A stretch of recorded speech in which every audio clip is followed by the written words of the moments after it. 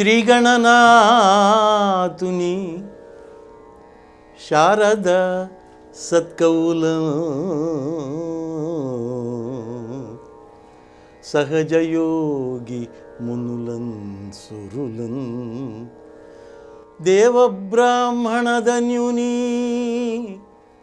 ದೇವಬ್ರಾಹ್ಮಣದನ್ಯುನಿ ಸಕಲಂತರ್ಯಾಮಿ ಹರಿನಿಚಾಲ ಭಜಿಂತು ಹರಿನಿಚಾಲ ಭಜಿಂತು.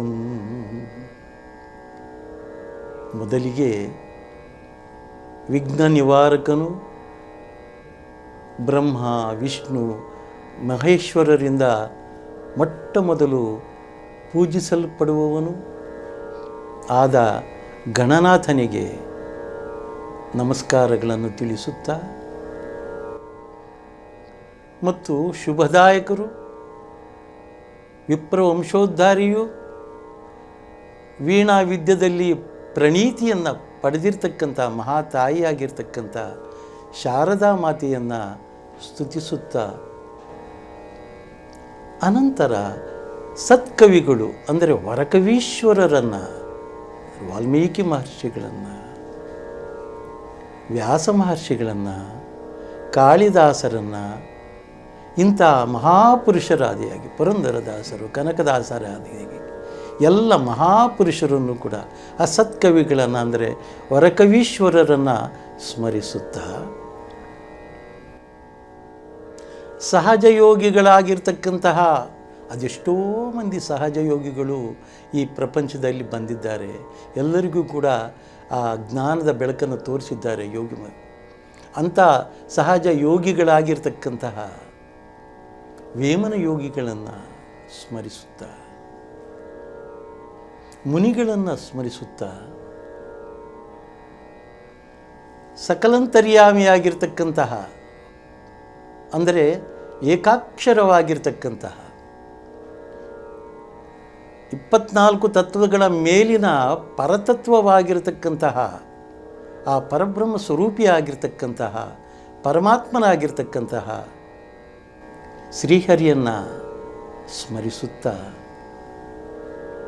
ಸದ್ಗುರು ಯೋಗಿನಾರಾಯಣ ತಾತಯ್ಯನವರು ಶ್ರೀಕ್ಷೇತ್ರ ಕೈವಾರದಲ್ಲಿ ಮೊಟ್ಟ ಮೊದಲಿಗೆ ನಾದಬ್ರಹ್ಮಾನಂದ ನಾರಾಯಣ ಶತಕವನ್ನು ರಚನೆ ಮಾಡುವುದಕ್ಕೂ ಮೊದಲು ಗಣಪತಿಯನ್ನು ಶಾರದಾದೇವಿಯನ್ನು ಸತ್ಕವಿಗಳನ್ನು ವರಕವೀಶ್ವರರನ್ನು ಪರಬ್ರಹ್ಮ ಸ್ವರೂಪಿಗಳನ್ನು ಮತ್ತು ದೇವಬ್ರಾಹ್ಮಣರು ಬಹಳ ಪವಿತ್ರವಾಗಿರ್ತಕ್ಕಂಥವರು ಆ ದೇವಬ್ರಾಹ್ಮಣನನ್ನು ಕೂಡ ಸ್ಮರಿಸುತ್ತಾ ಈ ನಾದಬ್ರಹ್ಮಾನಂದ ನಾರಾಯಣ ಶತಕವನ್ನು ಪ್ರಾರಂಭಿಸಿದ್ದಾರೆ. ಮುಖ್ಯವಾಗಿ ಎಲ್ಲದಕ್ಕೂ ಮುಖ್ಯವಾಗಿರ್ತಕ್ಕಂಥದ್ದೇನು ಅಂತಂದರೆ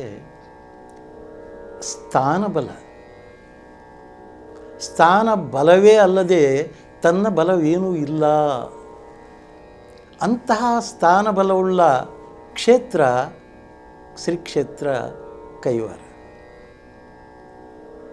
ಹೇಗೆ ಸ್ಥಾನಬಲ ಅಂತಂದರೆ ನೀರಿನಲ್ಲಿ ಮೊಸಳೆ ಇದ್ದಾಗ ಎಂಥ ಬಲಿಷ್ಠವಾಗಿರ್ತಕ್ಕಂತಹ ಆನೆಯನ್ನೂ ಸಹಿತ ಹಿಂಸಿಸುತ್ತದೆ ಆ ಮೊಸಳೆ. ಏಕೆಂದರೆ ಅದು ನೀರಿನಲ್ಲಿ ಇದ್ದಾಗ ಮಾತ್ರ. ಆ ಮೊಸಳೆ ಏನಾದರೂ ನೀರಿನಿಂದ ಆಚೆ ಬಂದಾಗ ನಾಯಿಗಳಿಂದ ಕಚ್ಚಿಸಲ್ಪಡುತ್ತದೆ. ಕಾರಣ ಏನು? ಆ ನೀರು ಮೊಸಳೆಗೆ ಸ್ಥಾನಬಲ. ಆ ರೀತಿಯಾದಂತಹ ಸ್ಥಾನಬಲ ಇದ್ದಾಗ ಮಾತ್ರ ಎಲ್ಲದಕ್ಕೂ ಒಂದು ಬಲ ಬರುತ್ತದೆ. ಅಂತಹ ಸ್ಥಾನಬಲವುಳ್ಳ ಕ್ಷೇತ್ರವೇ ಶ್ರೀಕ್ಷೇತ್ರ ಕೈವಾರ. ಹಿಂದೆ ವೃತಾಸುರ ಎಂಬತಕ್ಕಂಥ ಮಹಾರಾಕ್ಷಸನಿದ್ದನು. ಆ ವೃತ್ರಾಸುರನನ್ನು ಸಂಹಾರ ಮಾಡಿದ ಅಮರೇಂದ್ರನು ಪಾಪದ ಪರಿಹಾರಕ್ಕೋಸ್ಕರ ಶ್ರೀ ಅಮರನಾರಾಯಣ ಸ್ವಾಮಿಯನ್ನು ಪ್ರತಿಷ್ಠಾಪಿಸಲ್ಪಟ್ಟನು. ಅಮರನಿಂದ ಅಂದರೆ ಅಮರೇಂದ್ರನಿಂದ ಪ್ರತಿಷ್ಠಾಪಿಸಲ್ಪಟ್ಟ ಆ ದೈವವು ಅಮರ ನಾರಾಯಣ ಸ್ವಾಮಿಯಾಗಿ ಮಾರ್ಪಟ್ಟಿತು. ಸದ್ಗುರು ಶ್ರೀ ಯೋಗಿ ನಾರಾಯಣ ತಾತಯ್ಯನವರು ಅಮರನಾರಾಯಣ ಸ್ವಾಮಿಯ ಪರಮ ಭಕ್ತರೂ ಆಗಿದ್ದಾರೆ. ಕೃತಯುಗದಲ್ಲಿ ಅಮರನಾರಾಯಣ ಸ್ವಾಮಿ ಇಷ್ಟಾರ್ಥಗಳನ್ನು ಈಡೇರಿಸುವ ದೈವವಾಗಿ ಮೆರೆದಿದ್ದಾರೆ. ಅಂದಿನಿಂದಲೂ ಇಂದಿನವರೆಗೂ ಸಹಿತ ಅಮರನಾರಾಯಣ ಸ್ವಾಮಿ ಎಲ್ಲರ ಇಷ್ಟ ದೈವವಾಗಿ ಮೆರೆದಿದ್ದಾರೆ. ಅಷ್ಟೇ ಅಲ್ಲದೆ ಕನ್ನಿಕೆಗಳು ಅಂದರೆ ಮಹಾಪತಿವ್ರತಾ ನಾರಿಗಳು ಆ ಬೆಟ್ಟದಲ್ಲಿ ಇದ್ದಾರೆ. ಆ ಪತಿವ್ರತಾ ನಾರಿಯರು ಎಲ್ಲರ ಇಷ್ಟಾರ್ಥಗಳನ್ನು ತೀರಿಸುವ ಮಾತೆಗಳಾಗಿದ್ದಾರೆ.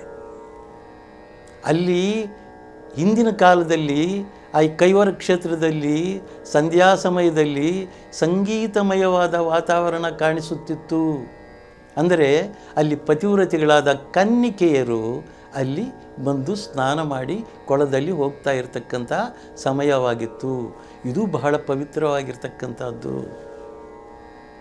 ಅಷ್ಟೇ ಅಲ್ಲದೆ ದ್ವಾಪರ ಯುಗದಲ್ಲಿ ಲಾಕ್ಷಾಗೃಹದಿಂದ ತಪ್ಪಿಸಿಕೊಂಡು ಬಂದಂತಹ ಪಂಚಪಾಂಡವರು ತಾಯಿಯ ಸಮೇತರಾಗಿ ಬ್ರಾಹ್ಮಣ ವೇಷಧಾರಿಗಳಾಗಿ ಏಕಚಕ್ರಪುರ ಎಂಬತಕ್ಕಂತಹ ಅಗ್ರಹಾರದಲ್ಲಿ ತಲೆಮರೆಸಿಕೊಂಡಿದ್ದರು. ಆ ಬ್ರಾಹ್ಮಣ ವಂಶದವರಾಗಿ ಕಾಣಿಸುತ್ತಿದ್ದ ಪಂಚಪಾಂಡವರು ಯಾರಿಗೂ ಕ್ಷತ್ರಿಯರಂತೆ ಗೋಚರಿಸುತ್ತಿರಲಿಲ್ಲ. ಆ ಸಮಯದಲ್ಲಿ ಆ ಬೆಟ್ಟದಲ್ಲಿ ದುಷ್ಟನಾಗಿರ್ತಕ್ಕಂತಹ ಬಕಾಸುರ ಎಂಬತಕ್ಕಂತಹ ರಾಕ್ಷಸನು ಎಲ್ಲರಿಗೂ ಕೂಡ ಹಿಂಸೆಯನ್ನು ಕೊಡ್ತಕ್ಕಂಥವನಾಗಿದ್ದನು.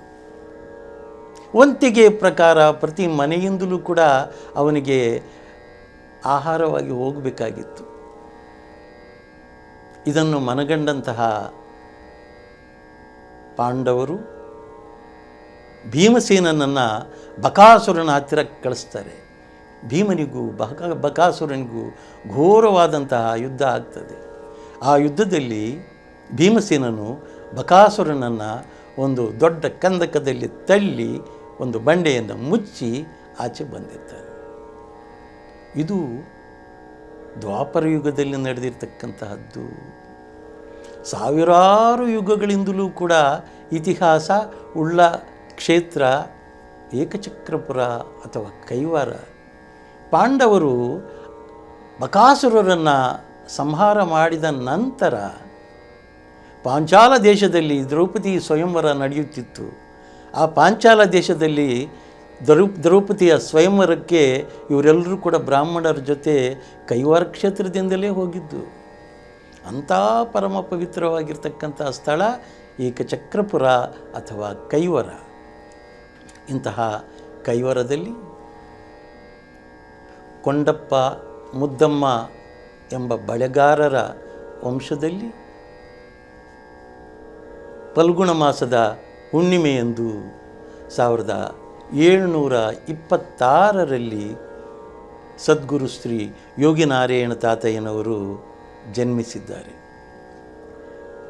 ಸದ್ಗುರುಗಳು ಜನ್ಮಿಸಿದ ನಂತರ ಅವರ ತಂದೆ ತಾಯಿಗಳು ಇರುವರು ಕೂಡ ತೀರಿಕೊಂಡಿದ್ದಾರೆ. ತಬ್ಬಲಿಯಾಗಿ ಅನೇಕ ಜನರೊಂದಿಗೆ ಕುಲ ಮತ ಭೇದಗಳಿಲ್ಲದೆ ಎಲ್ಲರೊಳಗೂ ಸದ್ಗುರು ತಾತಯ್ಯನವರು ಬೆರೆತಿದ್ದಾರೆ.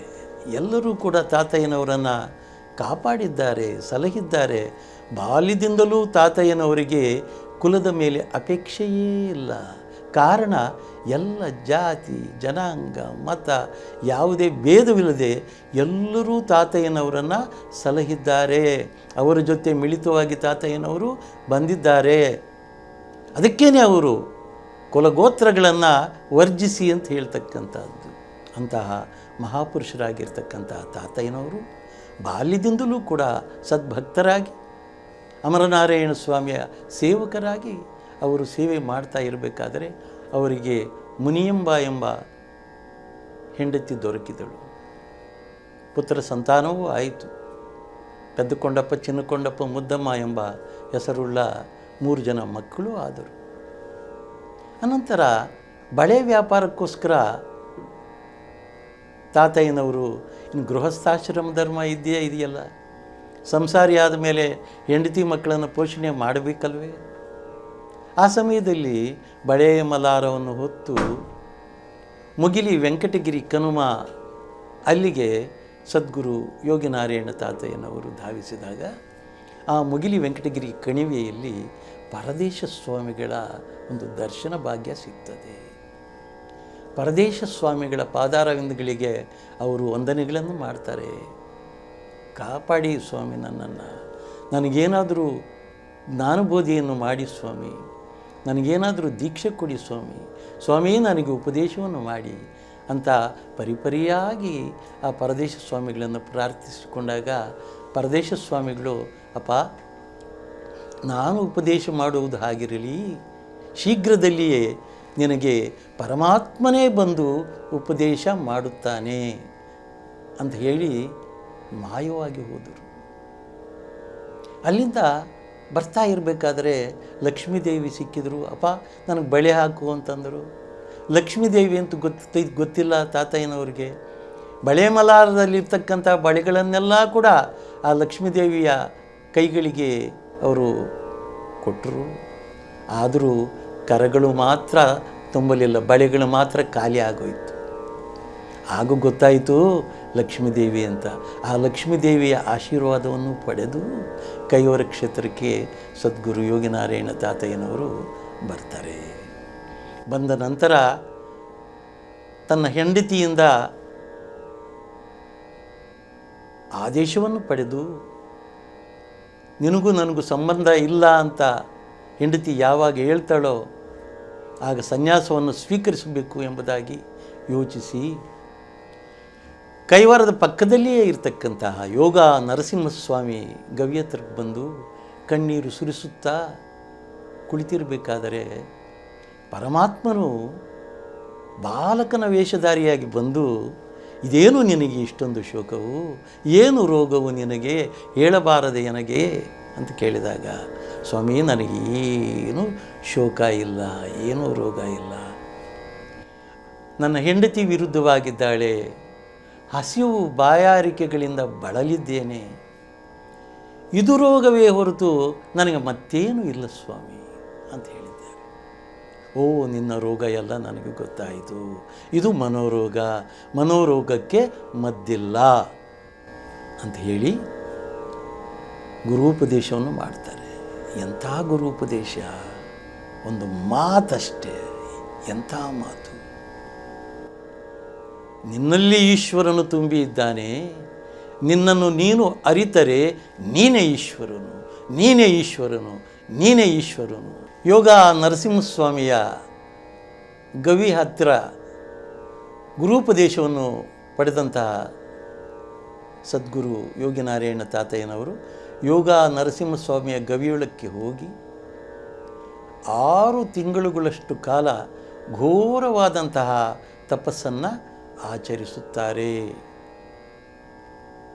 ಇದುವರೆಗೂ ನಾವು ಸದ್ಗುರುಗಳು ಯಾವ ರೀತಿ ಸಂಸಾರವನ್ನು ತ್ಯಜಿಸಿದರು, ಯಾವ ರೀತಿ ಗುರೂಪದೇಶ ಆಯಿತು, ಗುರೂಪದೇಶ ಆದ ಮೇಲೆ ಯೋಗ ನರಸಿಂಹಸ್ವಾಮಿ ಗವಿಯೊಳಕ್ಕೆ ಹೋಗಿ ಯಾವ ರೀತಿ ತಪಸ್ಸಿದ್ಧಿಯನ್ನು ಪಡೆದರು ಎಂಬತಕ್ಕಂತಹದ್ದನ್ನು ನಾವು ತಿಳಿದುಕೊಂಡಿದ್ದೇವೆ. ಎಲ್ಲರಿಗೂ ಕೂಡ ನಮಸ್ಕಾರ.